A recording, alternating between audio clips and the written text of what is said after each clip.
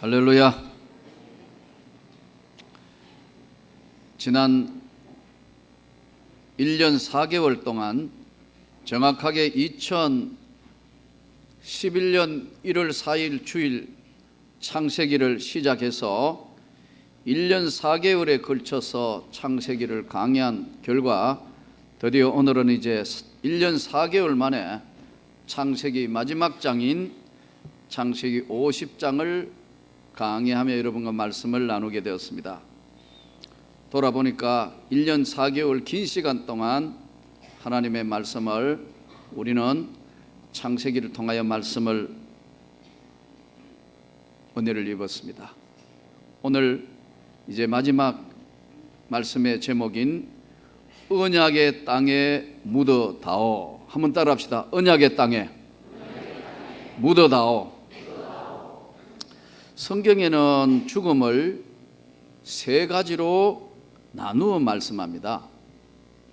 죽음이라는 것이 단순하게 죽음, 이 죽음을 세 가지로 나누어 말씀하면서 육체의 죽음, 우리 인간의 육신의 숨이 끊어져서 죽는 죽음을 육체적 죽음, 또 한 가지는 영적 죽음, 살았다 하나 실은 죽은 자로다. 영적으로 죽어버렸다. 육신은 살아있는 것 같지만 그 영혼이 죽어버렸다. 영적 죽음. 세 번째 성경이 말씀하는 죽음은 영원한 죽음. 이 세 가지를 성경에서 죽음으로 말씀하고 있습니다. 우리가 사는 인생에 여러분, 부모님의 마지막 가는 임종을 지켜볼 수 있는 것은 큰 축복입니다. 늘 부모님을 곁에 지켜봤는데 화장실 다녀올 사이에 임종하셨다. 또 계속 임종 직전에서 지켜보는데 잠깐 졸고 있는 사이에 임종하셨다. 이런 경우들도 들어 있습니다. 그래서 자식의 입장에서는 보면 부모의 임종을 지켜볼 수 있는 것이 큰 축복이에요.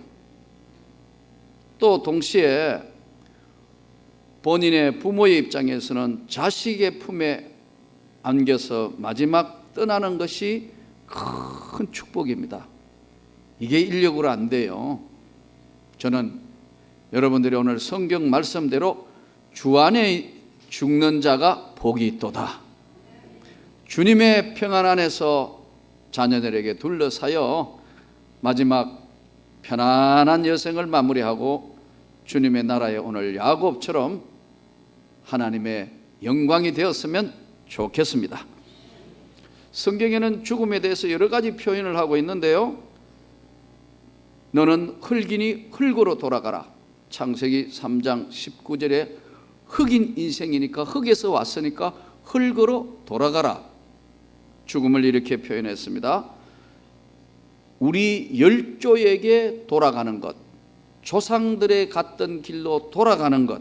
창세기 25장 8절에는 열조에게 돌아가는 것으로 표현을 했습니다. 디모데후서 4장 6절에는 이 세상을 떠나는 것, 이렇게 죽음을 정리했습니다.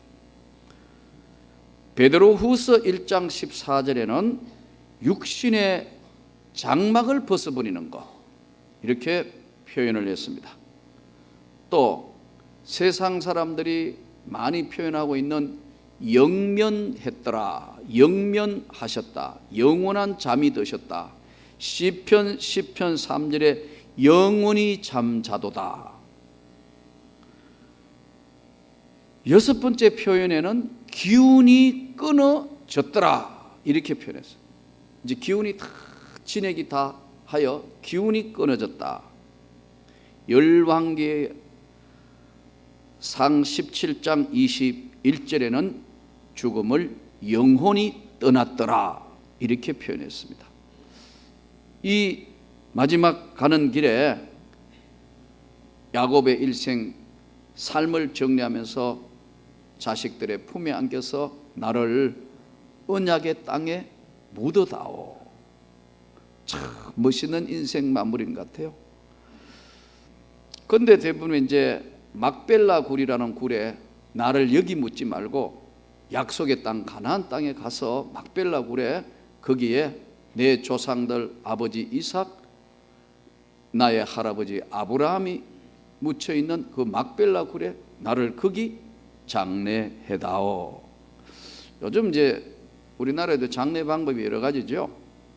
전통적 장례 방법이 어디죠? 매장, 산소에다가 매장하는 거잖아요. 또 화장 하는 방법.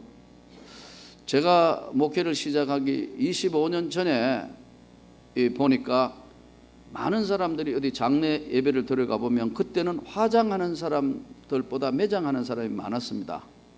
요즘은 화장하는 사람이 훨씬 많아진 것 같더라고요. 정확하게 통계를 조사를 안 해봤는데 산소에 매장하는 사람들과 전통 방법 화장을 해서 화장과 또 요즘은 이제 전통 방법을 약간 묶어서 화장했는 가루를 가지고 납골당에 안치하는 접목 방법이거든요.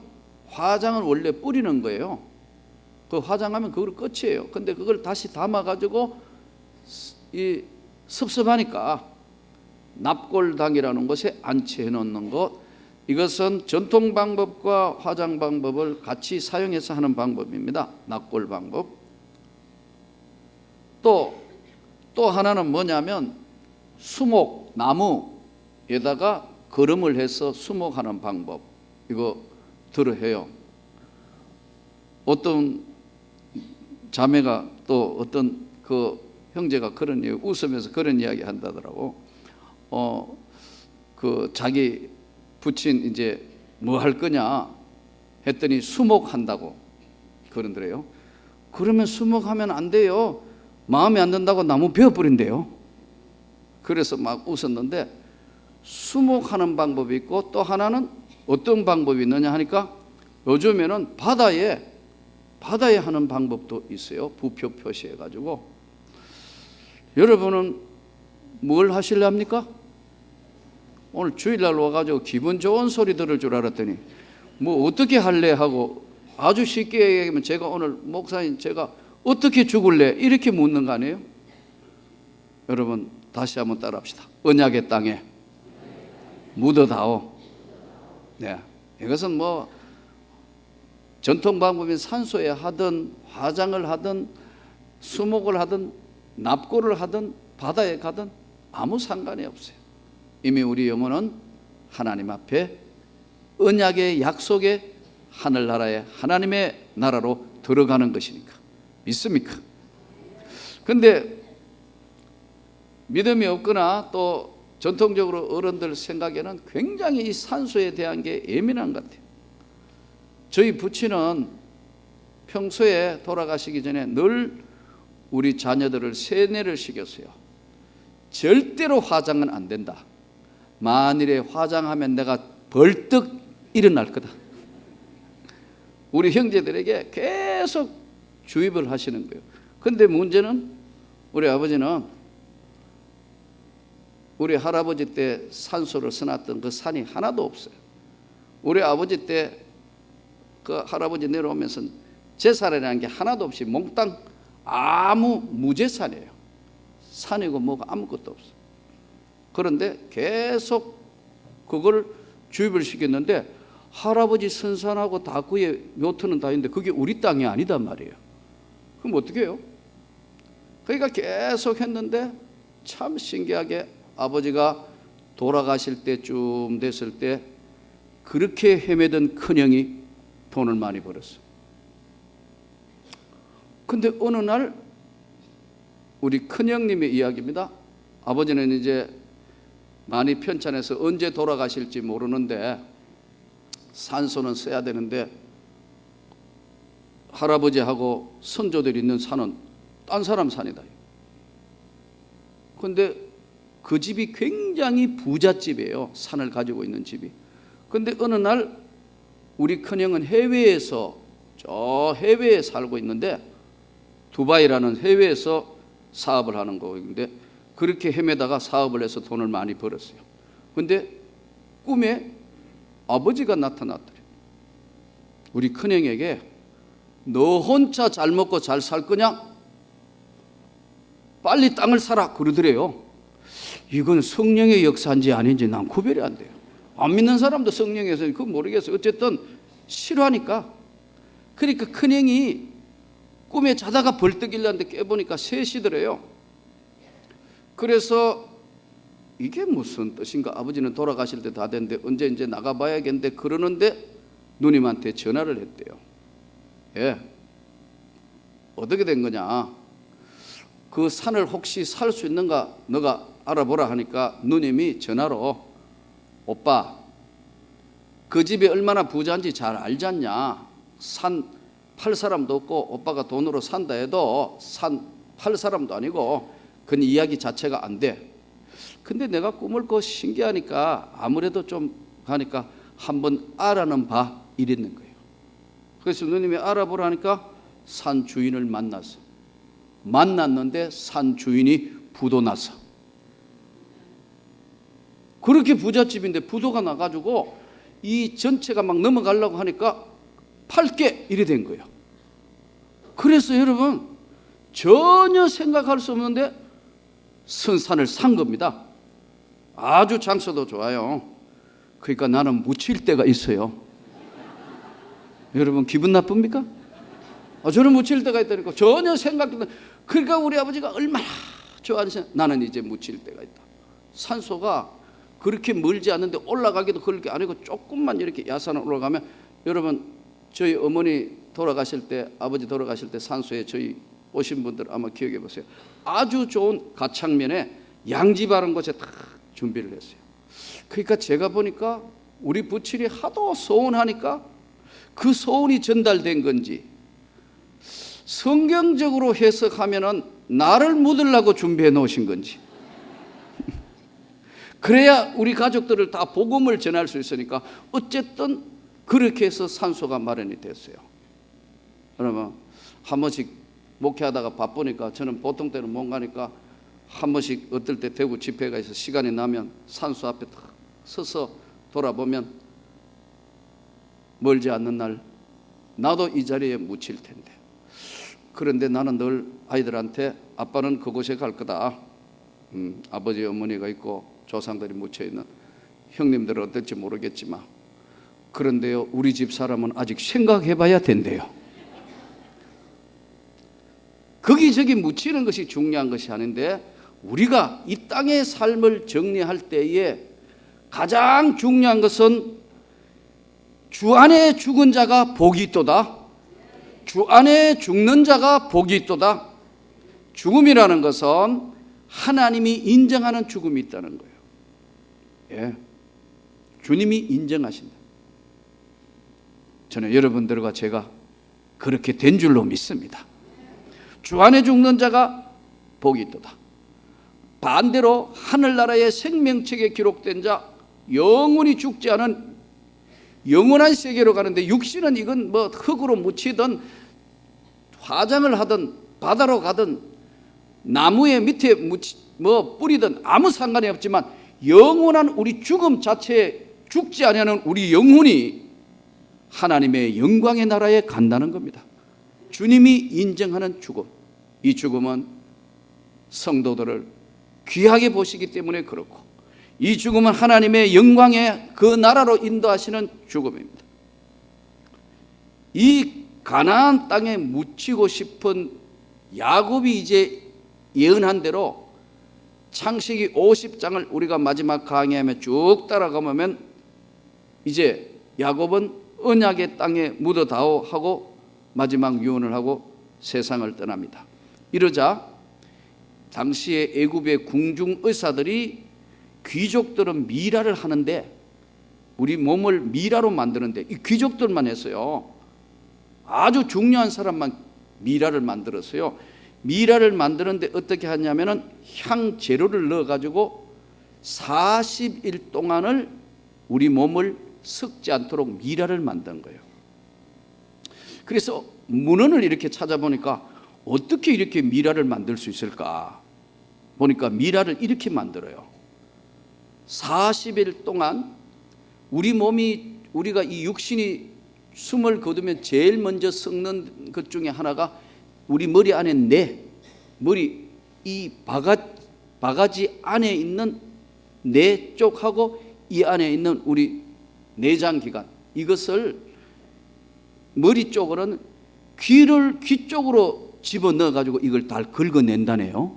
아주 기술이 좋아요. 다 긁어내고 그 다음에 이 내장기관들을 다 해서 향을 집어넣어서 섞지 않도록 하는데 40일이 걸렸다. 성경에 보면 이렇게 나와요. 대단한 거죠. 현대에도 미라를 만들 수가 있느냐? 실제로 이집트, 애굽 박물관에 제가 3번 가봤는데 그 이집트 박물관 정말 대단합니다. 그런데 거기 3000년 전 미라가 그대로 있어요. 그대로 있다니까요. 아마 우리 장로님들 중에, 우리 권사님 중에 성기순례 보시고 확인하신 분 계시잖아요. 미라가 있어요. 근데 이 요셉의 아버지 야곱이 아주 중요한 인물이니까 미라를 만드는데 40일 향 재료를 해서 만들었어요. 요즘 현대에 미라 잘 안 만들지 않습니까? 근데 저 북한의 김정일, 김일성 주석궁에 여러분 그 미라 만들어 가지고 러시아 기술자들이 와서 만들어 놨잖아요. 예. 이런데 최고 귀한 신분 사람들에게 고도의 기술을 요구하는데 이제 마지막 아벨 미스라임 쪽으로 이동하면서 요단강 건너편에 이제 장례 행렬이 가는데 얼마가 갔느냐? 어마어마한 사람들이, 호상꾼과 그 다음에 경호원들, 가족들, 어마어마한 사람들이 이동을 했어요. 이동하기 전에 70일을 애곡하였더라 그랬어요. 그러니까 야곱의 장례 기간이 얼마냐? 70일 했어요. 여러분 대단하죠? 70일을 했다고. 그러나 한 박자만 앞으로 가면 우리나라 예전에 이시조선 때 우리는 얼마간 했습니까? 무슨 상 했죠? 3년 상 했습니다. 여러분 직장 다 그만둬야 돼요. 3년 상, 이거 보통 시대가 아니에요. 요즘 얼마 해요? 3일장. 좋은 때가 된 줄로 믿습니다. 얼마나 좋은지. 3일장 사실 우리나라 현대 시대에 지금 한 열흘장이나 한 2주장만 하면 이거 야단 날 거예요. 경비하고 이거 감당이 안 되는데 3일장으로 줄었다. 70일을 애곡하고 가서 다시 7일 동안 장례 기간 동안 애곡해. 70일을 애굽에서 애곡하고 장례하러 갔는 그 자리에서 또 일주일을 애곡했다. 엄청난 것을 우리에게 보여주는 겁니다. 그러나 이 죽음이 어떤 것이든 이 죽음은 하나님이 인정하는 죽음이다. 여기서 오늘 2가지의 결론이, 죽음은 이 세상에 누구도 피해갈 수 없다. 왕이든 대통령이든 제왕이든 재벌이든 명예와 권세를 아무리 가졌다 하더라도 죽음을 피해갈 자는 없다. 2번째 진리는 이 죽음을 이긴 것은 역사 이래로 죄와 사망의 권세를 이기신 것은 예수님밖에는 없다. 그 예수를 믿는 우리가 오늘 영생 구원을 받습니다. 죄와 사망의 권세를 이기신 예수.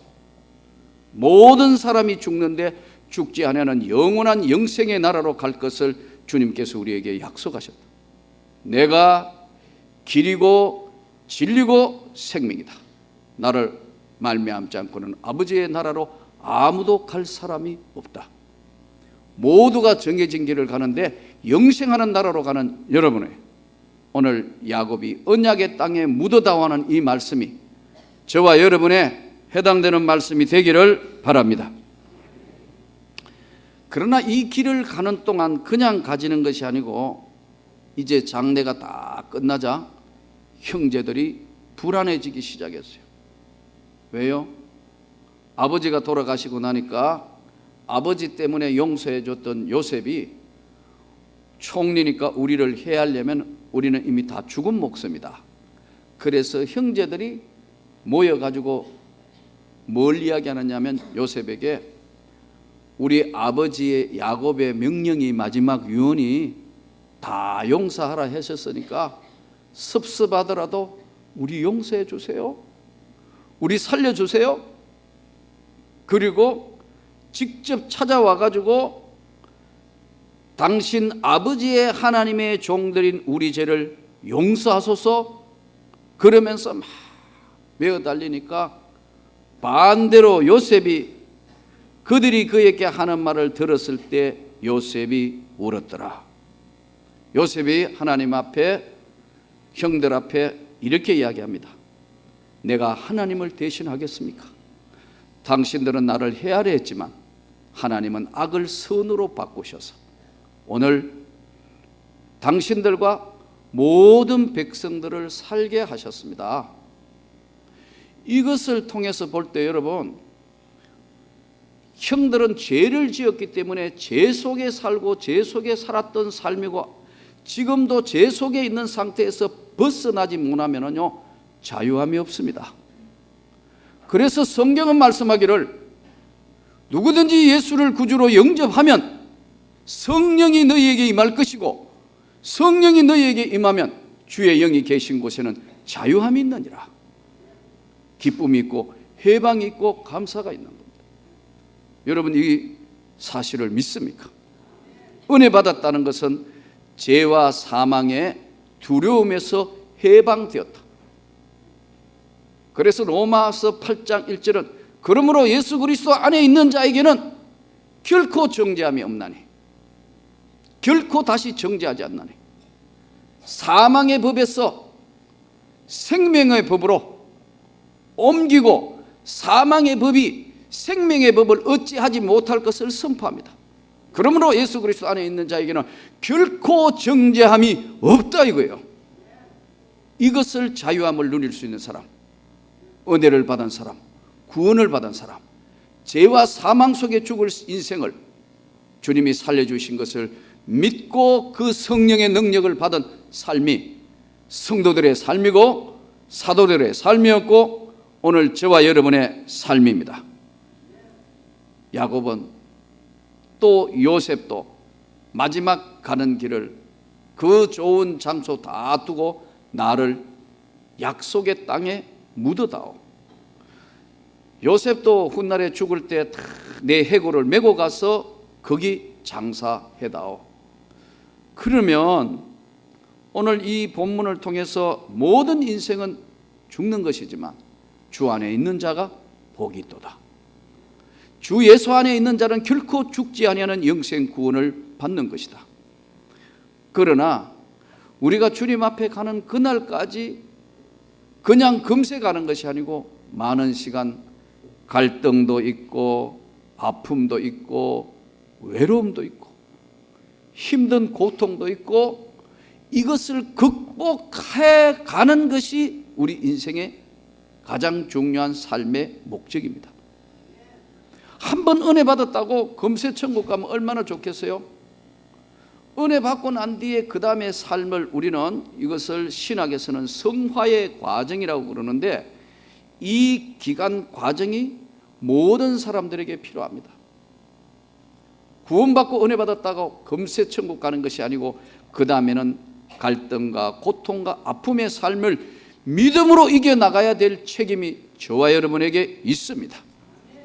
수많은 사람들이 오늘 성경에 나오는 야곱이 외로운 자신과의 싸움을 했습니다. 20년 동안 처가살이에 좁쌀 서말만 있어도 처가살이 하지 않는다는데 우리나라 옛말에 20년 처가살이 하면서 더위와 고통과 멸시와 천대를 견뎠다 이렇게 기록되어 있습니다. 요셉 우리가 잘 아는 대로 성경 지금까지 창세기 강해를 통해서 본 것처럼 종으로 팔리고 억울한 누명 쓰고 사람 이상한 사람 취급받고 그런 고난 가운데 끝까지 하나님 앞에 붙들고 그 주님과 동행했으므로 그 삶이 언약의 땅에 묻어달라는 놀라운 축복을 받습니다. 오늘 많은 사람들이 예수를 믿고 난 뒤에는 금세 천국 가는 것처럼 착각하기 때문에 많은 자신을 컨트롤을 못해서 오히려 행복한 삶, 기쁨의 삶을 살아야 되는데 갈등과 어려움 가운데 자신을 이기지를 못해서 실수하고 또 그것 때문에 자신을 포기하는 경우들이 많습니다. 이 약속의 땅에 가는 백성을 성경은 이렇게 말씀합니다. 좁은 길로 가라. 그 길은 좁고 협착하여 찾는 자가 적다. 넓은 길로 가는 사람은 그 길은 넓어서 많은 사람은 가지만 그 길은 사망의 길이니라. 저와 여러분이 좁은 길을 가는 동안 해야 될 게 어떻게 해요? 좁은 길 가려면요 조심해야 되죠. 낭떠러지 조심해야 되지 않습니까? 좁은 길이니까 이쪽은 절벽이면 좁은 길로 갈 때는 조심스럽게 한 발씩 가야 합니다. 좁은 길의 특징이 뭐죠? 여러 명 가면 대화도 하고 뭐 기쁘고 즐거운데요, 여러분이 주의를 지켜야 되는 좁은 길을 가는 사람입니다. 산으로 가고 친구 만나고 뭐 대포집에 가고 하고 싶은 것 온갖 것 다 만나고 향후에 하고 무슨 동창회 하고 다 할 거 있지만 주님의 나를 지켜야 되는 좁은 길을 걸어가는 백성입니다. 언약의 땅에 가는 백성이요. 쓸 것 많고 할 일 많고 돈 들어갈 것 많은데 소득의 11조는 하나님의 것임을 인정하기 때문에 믿기 때문에 어려워도 하나님의 것은 내가 손대지 않고 드린다. 이게 여러분 좁은 길을 가야 하기 때문에 그렇습니다. 또 주님의 그 은혜를 입은 자로서 하나님의 교회에 내가 충성하고 봉사하고 교사로, 찬양대로, 식당 봉사로, 안내로, 헌금위원으로 온갖 것 다 기관으로, 구역장으로 온갖 것 다 하면서 봉사하는 것, 좁은 길을 가기 때문에 그 길을 가는 겁니다. 이 좁은 길을 가는 데는 외로움도 있고 고통도 있고 아픔이 왜 없겠어요? 언제나 우리한테 따라오는 겁니다. 그러나 이것을 끝까지 믿음으로 이긴 자에게 주신 은혜가 무엇이냐? 좁은 길로 가는 그 길의 끝은 하나님의 영광의 나라야, 언약의 땅에 묻힐 수 있는 기쁨과 성령의 은혜가 위로하심이 충만히 넘치기를 축원합니다. 또 그렇게 될 걸 믿습니다. 그걸 우리는 믿고 사는 자, 주의 영이 계신 거에 자유함이다. 요즘 세상이요 얼마나 음란해진지 몰라요. 정말 입에 담기 힘들 만큼 온갖 프로노부터 시작 온갖 것 다 있어요. 정신 차려야 돼요. 옷에 정신 없는 사람들, 집사님들, 심지어는 직분자들, 중직자들도 위하여 해가 여사로 한 잔씩 해요. 저는 여러분 그러지 마시기를 바랍니다. 여기는 보수교단에 목숨을 걸고 복음을 지키겠다는 보수교단에 하나님 말씀대로 살려고 몸부림치는 교회입니다. 저는 재직 여러분들이 절대로 하나님이 기뻐하신 일은 안 하시기를 바랍니다. 세상에 하도 그러다가 보니까 온갖 별일이 다 있었어요. 보면 온갖 일들이 상상을 초월하는 일들이 일어나는데 저와 여러분은 성결한 삶의 거룩한 삶을 지키도록 노력해야 합니다. 예화집에 보니까 어떤 닭장 안에 암탉이 알을 놓기만 하면 숫닭이 와가 펄쩍펄쩍 뛰고 막 꼭꼭하고 막 야단나요. 해방을 놓고 그래요. 그래서 옆에 있는 다른 닭들이 와가지고 암탉 보고 왜 너는 알만 놓으면 저렇게 시끄러우냐 했더니 제가 사실은요 오리알을 낳았거든요. 그래. 온 세상이 지금 이상한 짓을 해도 조금도 지금 죄책감이 없는 세상이 됐어요. 난 이야기 들어보니까 정말 오늘 설교 시간에 옮기기도 힘들 만큼 별의별 일이 다 있어요. 여러분, 우리는 좁은 길을 가는 사람입니다. 언약의 나라를 향하여 가기 때문에 정말 삶의 자세가 선명하기를 바랍니다. 그럴 때만 성령께서 충만하게 우리를 지켜주시고 우리의 기도를 두시고 우리가 비록 가진 거 없다 하더라도 가난하다 하더라도 언제나 주님 앞에 떳떳한 삶을 살 수 있습니다. 주의를 범하지 마십시오. 소독의 10의 1조는 많고 적은 것이든 하나님 앞에 바로 드리십시오. 그럴 때 주님, 나는 내 삶의 언약의 땅을 향하여 가는 나는 부족하지만 주님의 백성이고 주님의 종입니다. 이 주님의 종은 갈등과 고난과 어려움이 있지만 언제나 하나님의 나라의 복음을 전가해야 될 책임이 저와 여러분에게 있습니다. 복음 전파를 해야 될 책임이 있어요.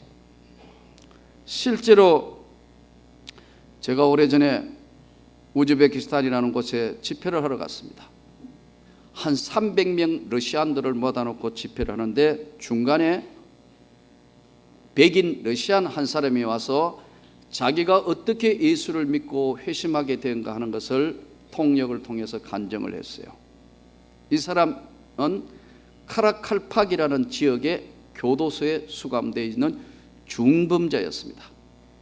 자기 주변에는 전부 마약, 살인, 미수, 살인, 성폭행, 온갖 범죄자들이 우글우글한. 근데 그 교도소는 굉장히 강한 이슬람 전사자들을 키우는 그런 교도소였어요. 그런데 복음을 전하러 들어가기가 보통 힘들지 않는데 그 카라칼팍이라는 지역으로 가려면 반드시 검문소가 있기 때문에 검문소를 통과해야 되는데 한국 선교사 하나, 정확하게 우리 동기 선교사가 그 지역에 소명을 받고 가서 선교를 하러 들어간 겁니다. 일반 선교도 하지만 주중에 한 주는 반드시 거기 가는데 검문소를 통과해야 되니까 할 수 없이 차를 멀리 두고 숨겨놓고 돌아서 야산을 숨어서 돌아서 가서 계속해서 복음을 전했습니다. 복음 전하는 방법이 쉽지 않으니까 그쪽 교도소 관계자들하고 좋은 이제 관계를 유지하면서 가서 성경을 전달하고 기회가 있으면 가서 이제 복음을 전하기 시작했습니다. 이 사람이 있었던 이 사람은 30대 중반쯤 되는데 온몸에 문신이에요. 자기 아버지가 파이로트였고요. 그런데 우즈벡 현지 여자하고 백인 러시안하고 결혼하고 난 뒤에 어머니를 버리고 가버렸어요. 그래서 어려서부터 자라면서 정오심과 그런 것으로 아주 뭉쳐져 있었다. 그런데 그곳에 성경을 넣고 복음을 전하기 시작했어요. 자기 방 안에 4명이 있었는데 한 명은 마약이 떨어지면 사람이 거의 발작 정세를 일으키는 애 하나고 또 이제 범죄자들 3명이 자기하고 4명이 있었는데 계속 성경을 전달하고 복음을 전하러 오는데 어느 날 마약을 찌르고 있던 그 재소자 하나가 딱 성경을 화장실에 성경책이 제일 화장지로 사용하기 좋대요. 그건 내 이야기가 아니고 그 사람 이야기니까. 그런 짓 하면 안 되겠죠. 근데 믿음이 없으니까 주니까 그걸 찢어가지고 항상 하는데 반쯤 찢어진 걸 읽다가 걔가 화장실에 이게 아마 굉장히 쉽게 변을 보지 못하는 아마 그런 이제 사람이었던 것 같아요. 계속 앉아가지고 이제 끙끙거리며 이거 오래 읽다가 계속 읽다가 심심하니까 그것도 넘겨보고 쪽복음에 찢어진 성경을 읽다가 얘가 마약 찌르는 애가 확 변하더니 보통 때 같으면 마약 찌르지 않으면 그 시간쯤 되면 그야말로 미쳐 날뛸 텐데 끄떡없이 넘어가더래. 막 울고 뒹굴고 막 찬송하고. 그래서 제가 정신이 이상하게 돼버린 모양이다. 그래가 이게 이상하게 어떻게 이렇게 됐냐 해서 자기도 그 찢어진 그것을 성경을 읽다가 은혜를 받은 거예요. 그러던 어느 날 예배에 나와서 말씀을 듣는 순간에 성령의 감동함으로 회심을 했어요. 이렇게 살아서는 안 되겠다. 다시 살아야 되겠다. 그래서 결심하고 기도하고 그 교도소를 나오자 교회를 찾아와서 열심히 신앙생활 하다가 전도사가 돼서 우즈베키스탄의 전도사예요. 그러면서 자기가 막 은혜 받은 이야기를 나는 지금 죽어도 분명하게 천국에 간다는 확신을 받은 이후에 내 삶은 어떤 것이든 두렵지 않다. 내 몸을 다시 껍질을 벗겨가지고라도 문신을 지울 수 있으면 지울 텐데 지울 수 없으니까 긴 옷을 입고 나왔다. 그러면서 많은 사람들에게 여러분 예수를 믿음으로 말미암아 영생 구원을 받았다는 사실을 분명하게 알고 나처럼 살면 인생이 달라질 수 있습니다. 그러는데 통역하는 거 옆에 내 GPS 뒤에서 듣는 그걸 보면서 내가 이 멀리까지 선교지에 집회를 하러 온 보람이 바로 여기에 있었구나. 그러면서 나를 안고 울더라고요. 여러분 인생에 누구든지 주 예수를 믿으면 세상에 변화가 일어나고 언약의 약속의 땅에 갈 수 있다는 확신이 생겼을 때는 삶이 바뀝니다. 그러나 이 사람이 살아온 삶은 얼마나 비참한 삶이었겠습니까? 거쳐서 오는 가운데 주님을 만나고 난 뒤에 새로운 삶으로 바뀌었습니다. 우리는 이미 예수가 누구인지 알고 구원을 받은 백성입니다. 오늘 때를 얻든지 무너든지 지금도 이와 같은 사람이 또 있을지 모릅니다. 그 사람에게 우리가 손을 내밀어 영혼을 구원하는 것이 바로 주님의 뜻인 줄 알고 이 좁은 길을 가면서 우리가 만난 주님을 증거하는 저와 여러분이 되시기를 주님의 이름으로 축원합니다.